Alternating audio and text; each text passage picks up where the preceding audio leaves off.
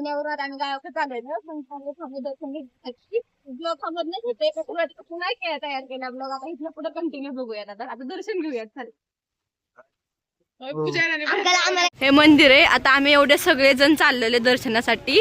मी मधनच blog चालू केलाय. अचानक पाया पडायला ठरलं. हे माझे आहो बघा कसे करतायत.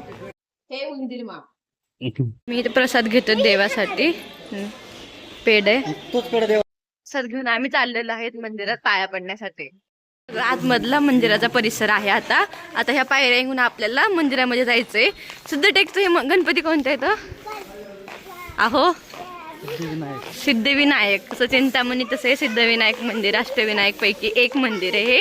आता ह्या पायऱ्या चढून आम्ही वरती जाणार आहेत. तुम्ही पण इथे एकदा नक्की पाया दर्शनासाठी या. दर्शन घेऊन चाललो आहे. आता आम्हाला गावाकडे जायचंय. आमचं शेत आहे. हे आहो इथं आबा आमचे दार धरतात. इथं आमचा हरभरा व मका आहे. हे सगळं पूर्ण इथून ती पट्टी घरापासून ते सगळं आमचं आहे. बघा आमचं पाटातलं पाणी. चला पाणी खेळूयात. मला आवडतं पाणी खेळाय. खूप आवडत.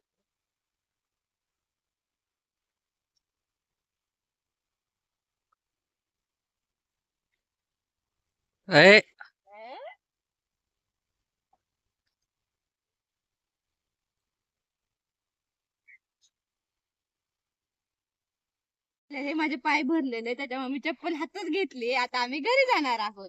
घरी जायच्या आधीच आमचं अगोदर शेत लागतं म्हणून आम्ही शेतामध्ये आलो. चला.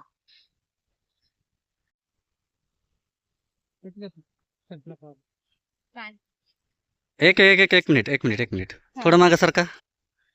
हा बस बस बस. मला एक सांगा, तुम्ही आता एवढं सांगितलं की इथून तिथपर्यंत तुमची शेती वगैरे, तुम्ही शेती करायला असतात का?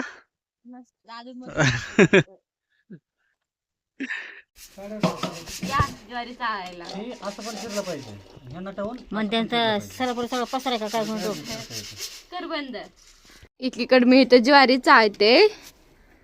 स्वराज इथं बसलाय. आई आबा हे सगळे हे डिश टीव्ही ते नीट करतात. छत्री लावतात कारण आतमध्ये टीव्ही जोडायची आहे म्हणून.